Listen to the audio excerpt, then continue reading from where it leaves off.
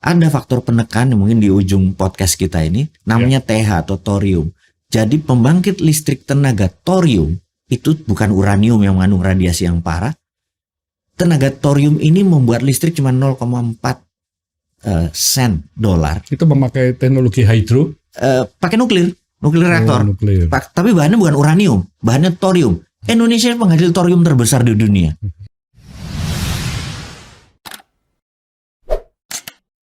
Ini kegedeannya. Mas Kotibu, misalkan nih dari penguasa nanti meminta Mas Mardigu untuk menjadi Menko atau Menteri, itu gimana? Ya, jadi karena ide-idenya kan luar biasa. Saya pikir saya kalau ditanya sumbangasi untuk negara kan, saya lebih baik ya berada menjadi think tanknya. Siapapun yang jadi presidennya, kita menjadi think tanknya. Untuk berpikir bagaimana negara ini bisa menjadi full power gitu ya. Saya kasih contoh nih. Ini contoh aja. Churchill waktu tahun 36-39 itu ingin perang lawan Jerman. Seluruh pejabatnya itu sebenarnya udah nyalinya udah kita damai aja sama Jerman, udah semua nyali, cuma dia doang yang berani. Kemudian Churchill itu memanggil ekonom, saya nggak sebut namanya karena terlalu banyak. Dia memanggil di ekonom mereka untuk menganalisa namanya cost accounting. Berapa biaya untuk menang perang? Cost accounting dihitung, misalnya perlu benang sekian ribu kilometer, perlu paku sekian banyak, perlu ferro besi sekian banyak, perlu nikel sekian banyak, perlu koper sekian banyak untuk buat tank, dihitung rinci, setahun setengah ngitungnya. Itu puluhan orang ngitung, kemudian ada sebuah number, sekian billion pound. Di printing money underlay-nya project gitu. Amerika begitu dapat informasi itu, FDR, Franklin Delano Roosevelt bilang, aku mau dong dihitungin Amerika untuk menang perang. Karena itu Amerika terakhir, maksudnya tahun 42-43 kan. Karena dihitung dulu cost accounting. Print, Boeing harus nyiptain gini, Donald Douglas harus nyiptain ini, Lockheed, itu setelah dihitung dulu cost accountingnya. Nah, sama seperti Indonesia, pada saat Indonesia mau punya Grand Plan 2045 mau jadi number one country in the world secara ekonomik tentunya. Kalau Indonesia sekarang 1,1 triliun dolar atau 1.100 billion GDP-nya, number one country sekarang Amerika itu kan 22 triliun, China tuh 19, kita 1, menjadi 20 triliun, valuasinya naik 20 kali kan, artinya itu udah top 3 atau apa grand plan-nya. Maka Bappenas itu membuat grand plan rinci mau diapain, power plant mau dibangun dam berapa, UKM mau dibangun apa, grup Tan Korps ini minta berapa banyak, plan berapa, dikasih standby loan untuk gitu, dirinci mau bangun negara ini untuk tahun 2045 menjadi number one kan, dirinci printing money berdasarkan itu, underlay-nya itu. Jadi saya suka mengkritik gini, lu kok berani ngutang sama dolar, kok nggak berani ngutang rupiah sih? Kita mungkin negara nggak punya dolar, tapi kita punya rupiah pasti. Nah itu yang kita buat planning negara ini pasti bisa jadi number one karena kita punya underlying sumber daya alam dan cuma punya manusia yang sangat siap. Ini yang saya pikir siapapun presidennya nanti, termasuk kalau Pak Jokowi mau jadi 3 kali atau dia mau jadi wakilnya Pak Prabowo, monggo gitu ya. Tapi Indonesia harus begini di 2045, kita kasih sebagian plannya. Saya harap sih di-challenge juga sama ekonomi yang lain, sehingga kita ketemu, ini nih, kita sepakat 2045 the first country, number one country secara GDP. Harusnya itu bukan mission impossible. Harusnya gitu ya. Jadi kita bukan untuk berbeda, karena kenapa saya bilang saya bukan makhluk politik. Politik itu divided. Tapi bisnis united, Pak. Ya kita bersatu di dalam bisnis gitu. Kita pasti berpisah dalam politik, Pak. Gitu kan? Saya pikir kita nggak usah bicara politik. Kita tidak pernah berbeda pandangan politik kita karena kita NKRI garis lucu gitu ya. Terus kita berbisnis aja gitu bernegaranya gitu, Pak. Kalau memikirkan growth dari negara, memang saat ini sih single digit semua ya. Tapi ternyata dari sisi para pebisnis itu kan 5% itu kan mungkin average. Kan ada yang di atas itu kan, ada yang 30, ada yang 20, juga ada yang minus. Betul. Nah, tentunya untuk naik 20 kali lipat itu juga kalau di perusahaan ya, Gampang itu bukan sebenarnya. sesuatu yang sulit Benar, kan ya. itu. Jadi kalau Dan 20 kita tahun lagi. CAGR-nya bisa 30, Bisa. 36, Bisa. wah itu double itu ya. Bisa. Makanya Jadi- itu Bapak punya pengalaman itu Ya, kan. tapi kan skalanya kecil ya, skala cuman usaha aja, Itu cuma cuman contoh. bisnis aja. Kalau itu di scale up kan sebenarnya teorinya begitu kan Ya, sebenarnya. saya juga melihat di masa pandemi, setelah pandemi ini ya, pendapatan pajak Presiden ngomong naik 58%. Iya. Itu juga menurut saya luar biasa sekali Wah, ya. Berarti negara ini kan punya dana yang mana itu bisa untuk infrastruktur atau itu transportation atau pelabuhan atau apapun ya. Betul. Tapi saya memang heran sih, negara Indonesia ini kok setiap tahun mesti minus gitu ya, selalu defisit gitu. Meskipun penghasilannya meningkat tapi selalu defisit gitu. Jadi memang Kebutuhannya lebih banyak, kebutuhannya lebih banyak. Itu tadi untuk SBI kan juga itu mendapatkan pinjaman tentu dari masyarakat juga ya dalam mata uang rupiah ya. Jadi tetap itu pun dilakukan oleh pemerintah.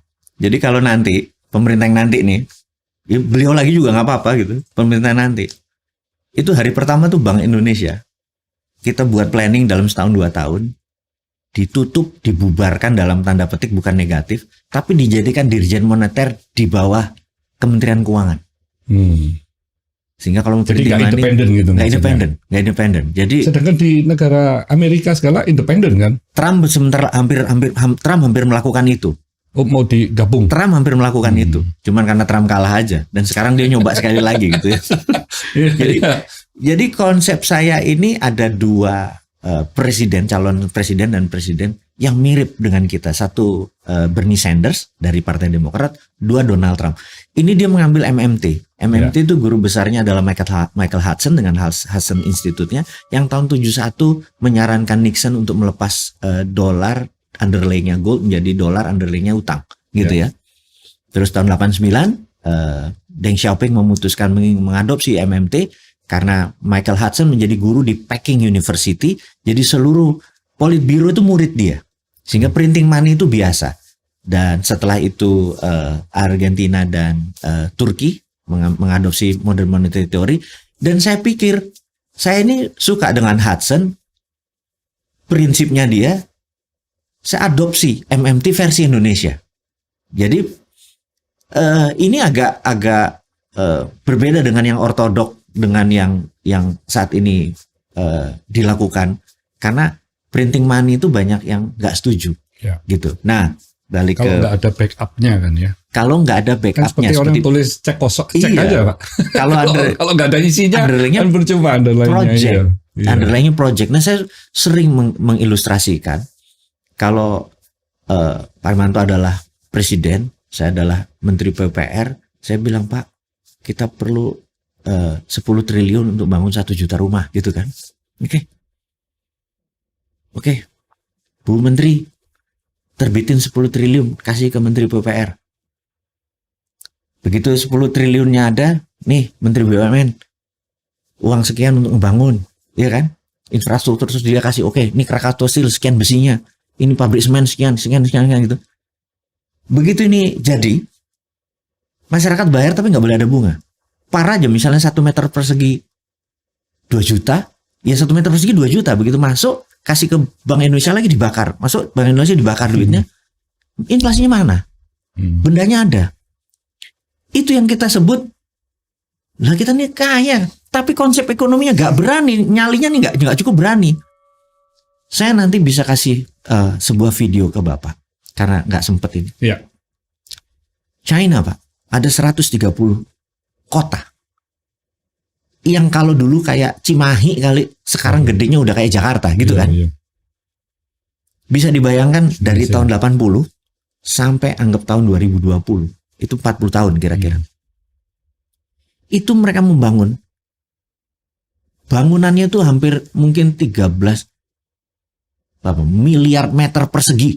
Itu kalau diuangkan itu mungkin 32 triliun dolar. Siapa yang mau ngutangin, Pak? Terus kok bisa berdiri itu gedung? Gitu. China kalau tidak melakukan ini, dengan double standar currency nggak pernah segede gini. Saya pernah bilang, tirulah Cina, jangan follow Cina, itu beda nih. Ya. Tiru apa yang dia buat, jangan ngikuti apa yang dia buat gitu. Jangan ngikuti apa yang dia mau, gitu kan? Nah, keberanian kita ini masih kurang karena ekonomi di atasnya agak shock gitu masih bener nggak sih? Nah, apa mungkin karena terlalu banyaknya orang pinter. Ya, nah, gitu aja. Ya. Nah, kita jadi ini tidak mudah ya untuk jalankan. Bangsa ini perlu doer, Pak. Perlu orang yang rodo sontoloyo sedikit tapi bejo, Pak. Tapi bejo, Pak. Nah, ini yang kita harap ke depan. Yuk kita bernegara bareng-bareng, mengingatkan bahwa pajak kita lebih. Jadi beberapa kali ketemu petugas pajak, bahkan Ibu ini terus ketemu sama beberapa pejabat pajak, saya bilang, saya ini dulu dapat 100, sampean pajaki 10 saya ikhlas. Kalau Anda mau naikin 20% saya ikhlas, kalau lo naikin gue jadi 200. Ya. Kebijakan lo itu tidak ada satupun yang membuat gue double income gue. Malah turun jadi 80, lo pajaki 20, lo nemen lo, gue bilang kayak gitu. Bener gak? Jadi, tapi kalau pajak kan menurun ya. Mas Mardigu, asalnya kan kalau perusahaan kan dari 30 ke 25 turun ke 22. Betul. Tapi kalau UMKM cuma 0,5% dari sales. Nah, 0,5% itu menurut saya termasuk kecil sekali. Nah, yang saya harapkan adalah kebijakannya itu jangan majakinya, tapi naikin pendapatannya. Lu mau naikin silakan gitu loh. Jadi dari 10 atau dari 20 lu naikin jadi 30, gak apa-apa. Tapi ini dong kebijakannya. Jadi saya tuh tidak anti sama kebijakan dia mau naikin, nurunin terserah. Tapi saya mengingatkan, Bu, kebijakan lu tuh mempermudah seseorang dari 10 jadi 100 gitu. Ini yang kita lakukan, Mas Mardigu melakukan melalui PT Santaranya. Nah, ini kan juga bagaimana ekonomi UMKM ini kalau bisa meningkat, otomatis kan impact-nya ini nanti kan bisa lebih besar ya. Kita sebagai pengusaha yang bisa kita sumbangasi kan buat negara. Nah, inilah yang saya bilang. Kenapa kita berpelukan akrab dengan negara, Kementerian Keuangan, OJK, karena ngomongnya bosman ini kenceng. Tapi hatinya nih NKRI ini gitu. Jadi mereka begitu sadar, ya sebenarnya kita sih saya sama. Lebih condong ya, Mas Mardigu, biasanya ya. Aduh, kami ini pengusaha kan tetap tantangannya banyak ya. Bok jangan dipersulit lagi dari sisi nanti perizinan, dari sisi nanti apa yang kita lakukan ini mungkin ada faktor sengaja tidak sengaja, tapi tetap mereka apa ya? Bukan malah memberikan support, tapi mencari-cari gitu ya. Oknum-oknum tertentu itu malah mencari-cari. Sehingga kita kadang-kadang sebel juga ya. Aduh, saya misalnya ini contohnya, saya sudah punya perusahaan recycle. Yang mana perusahaan recycle itu kan harusnya kita mengumpulkan pemulung, kita akhirnya mengolah sampah itu akhirnya bisa menjadi punya nilai tambah. Waduh, tapi dari sisi ketatnya perizinan ya. Nah, kayak gini-gini nih yang menurut saya sih kalau itu kami disupport itu aja sudah ekonomi ini pasti bertumbuhnya juga akan lebih banyak. Contoh lagi misalnya izin-izin ya. Izin-izin tuh kadang kita harus melalui berbagai macam proses yang akhirnya panjang kelamaan buat izin daripada dagangnya. Kita nggak bisa bersaing sama luar negeri loh. Kita kalau mau bersaing akhirnya wah berat. Berat akhirnya ya udah pertumbuhan ekonominya kan nggak bisa lebih tinggi kan. Sesungguhnya pemerintah pusat ya, Mas Mardigu ya. Nah, ini sudah mengeluarkan OSS ya. Lebih daerah. Nah, nanti daerah mencari-cari lagi nih. Wah, ini kalau semua perizinan dipermudah cuma dengan online, ini gak apa nih? Nih. Gak ada uang tali kasih nih. Ini tata ruang ini bisa dirubah nggak? Kalau tata ruangnya dirubah kita sudah pusing. Iya. Sudah ada industrinya sekarang jadi lahan hijau misalnya. Atau jadi basah gitu ya. Iya kan? SGB mati nggak bisa perpanjang loh. Betul. Lahannya sudah hijau. Dulunya enggak, dulunya jadi hutan kota. Gimana yuk? Coba ini kan ini yang menurut saya yang harusnya pemerintah pusat terus di sini apa ya, otonomi daerah ini kan juga masing-masing ini jadi raja kan ya. Mulai dari lurah, nanti bupati, wali kota, ini kan juga dipilih oleh rakyat, gubernur pilih rakyat juga Jadi otoriti dari pusat kan akhirnya juga ya gimana, nggak terlalu kenceng ya. Mungkin nanti ini agak sedikit mungkin ya gara-gara Undang-Undang 2002 itu kan akhirnya jadi plus minus lah ya, itu plus minus ya. Jadi mungkin ya suatu hari nanti ya mungkin bupati itu nggak usah pilkada. Biayanya kan juga besar sekali. Dipilih gubernur aja. Jadi gubernur adalah pilkada. Kaki-kakinya itu orang dia aja. Itu lebih simpel bernegara, jadi satu suara satu provinsi itu gitu. Kalau nggak ini raja-raja kecil yang dipanggil gubernur nggak datang, lu bukan dari partai gue, bener nggak? Gitu kan? Gitu. Nah itu ini mungkin ada unsur partai ada enggak, jadi itu juga ada 540 kabupaten kota segala macam ya, disederhanain aja gitu. Jadi tetap gubernur itu kelebihannya. Salah satu kelebihannya China ya, meskipun itu juga menurut saya juga kekurangan ya. Wah, tapi mereka kan otoriter ya. Apa jalan-jalan kan ya. Komandonya mana gampang. Iya, mana ada yang menentang di bawah. Betul. Tapi kalau memang yang di atas itu nanti melakukan satu kesalahan ya, memang kontrolnya nggak ada. Langsung rakyat nggak bisa kontrol. Rakyat kan jadi objek ya. Iya. Jadi memang itu plus minus ya. Saya pernah beberapa kali menyuarakan, wahai pejabat, kalau diam Anda itu lebih menolong daripada Anda bergerak. Iya. Sok-sokan mau begini, wes diem aja. Lu pokoknya pajakmu naik aja. Bener nggak? PAD lu pendapatan nasi daerah lu naik, wes menang aja wes. Gitu ya. Gitu. Karena dia cawe-cawe malah bikin pusing. Niatnya dia mengatur. Tapi yang tadinya sekedar memagari menjadi membentengi, akhirnya memenjara, Pak. Gitu. Nah, jadi saya pernah bilang, kadang-kadang yang paling enak adalah lu diem aja deh.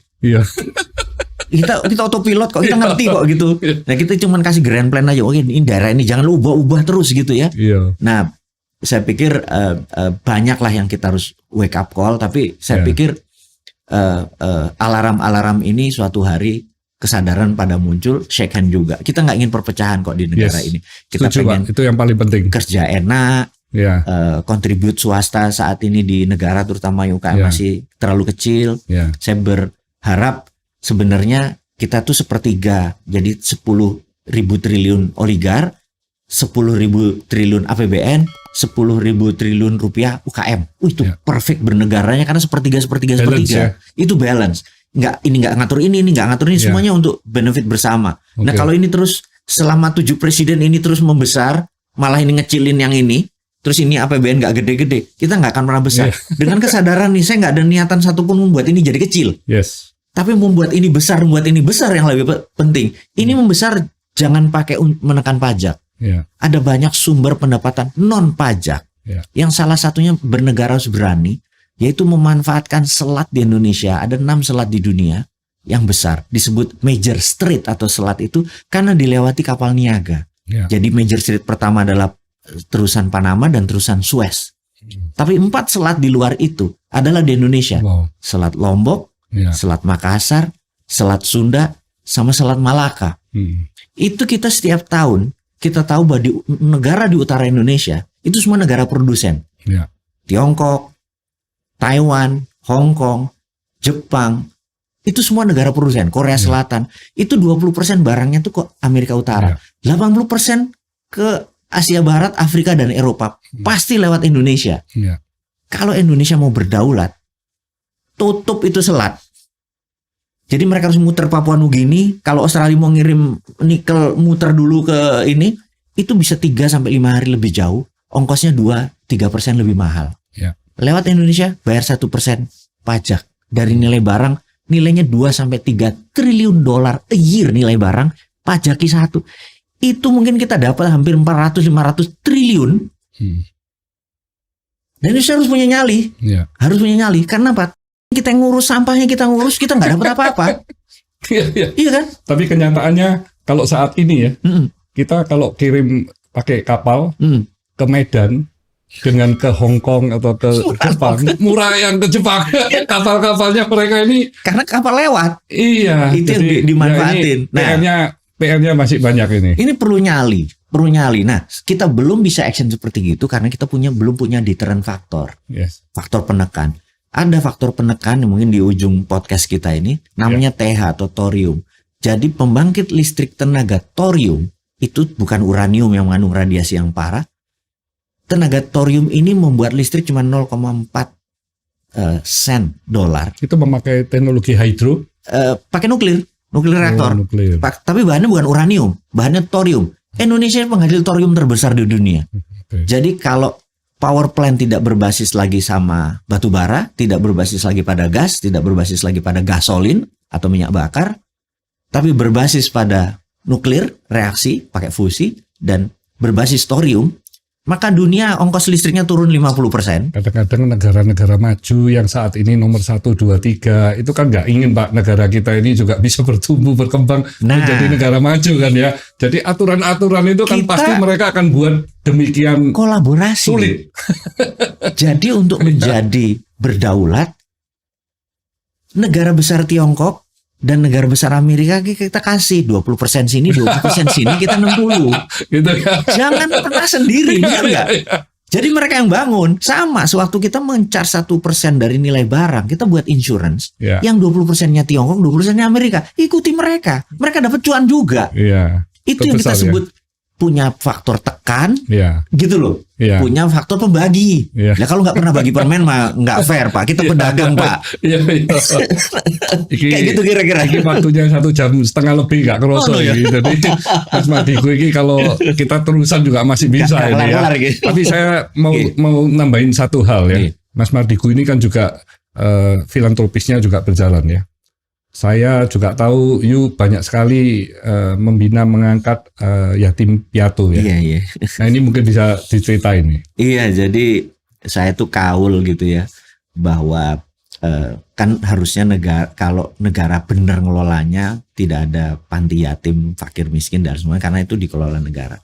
Tapi saya lihat kayaknya nggak mampu negara ini. Daripada kita cuma bengok-bengok toh, kita berkontribusi. Jadi saya memelihara anak dari umur tapi laki ya, kita memang susah karena kalau ada wanita, kakak asuhnya juga wanita, jadi terlalu rumit, jadi kita ngambil laki. Jadi sejak tahun 1996 kita buat Rumah Yatim Indonesia. 96. Jadi sebelum krisis ya. Sebelum krisis. Jadi alhamdulillah udah 26 tahun saat ini. Jadi setiap kita ambil, ya saat ini kita ada 60 lebih panti yang di bawah kita. Satu panti itu rata-rata 100 anak, jadi 6.000 anak kita piara.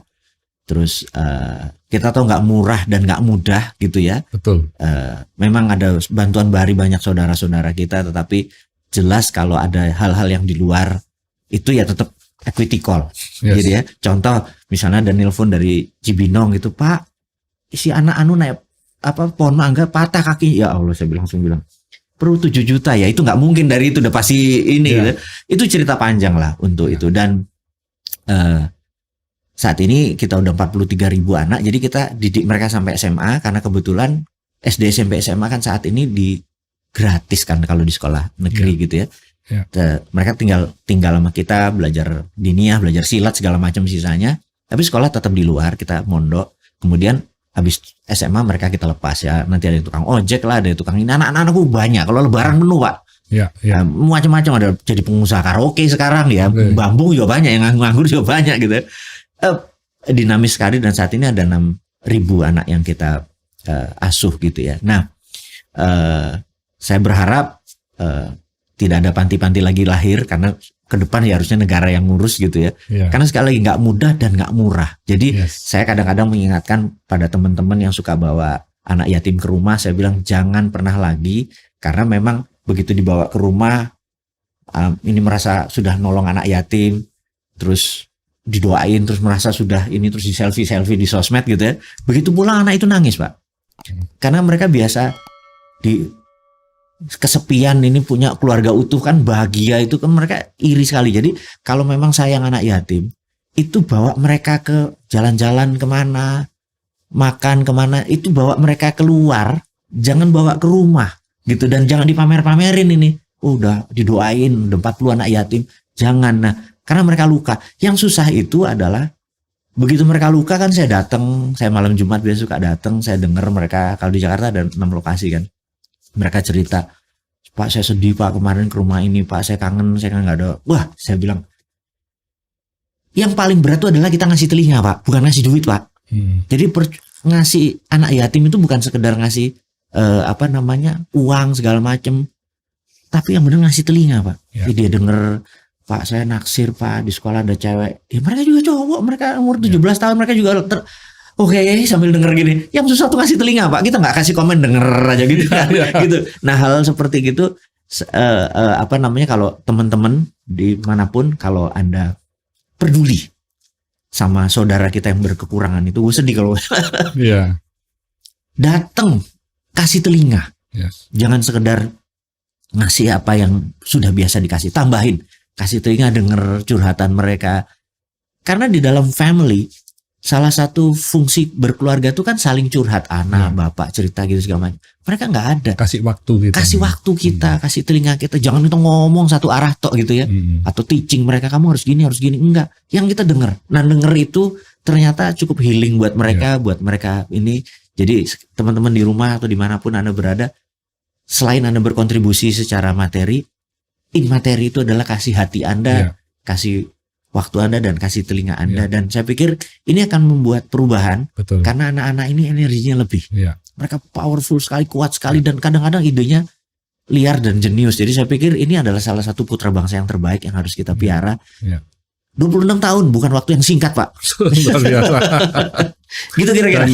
Dan mendengar itu kan juga akhirnya yang mendengarkan itu bisa lebih bahagia karena penuh dengan syukur kan ya. Bisa mensyukuri apa yang sudah terjadi di dia gitu. Betul, Pak, betul.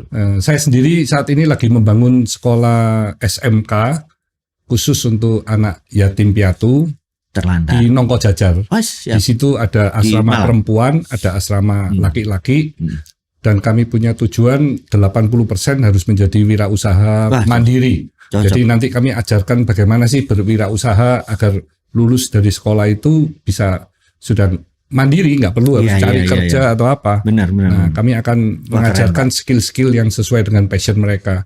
Jadi semoga ini pun dari sisi perizinan juga lancar, karena sampai saat ini pun masalah di perizinan singkat aja jadi Pak, lama sekali. Singkat aja berkontribusi kok. Jadi saya ini ingin memberi kail gitu ya. Jadi bukan memberi ikan. Jadi saya punya filosofi, kalau kita mau menularkan kesuksesan kepada seseorang, kita kan akan merubah nasibnya. Tapi kalau kita menularkan kesuksesan kepada masyarakat, kita akan mengubah nasib bangsa. Keren. Meskipun dari kecil gitu ya. Keren Pak.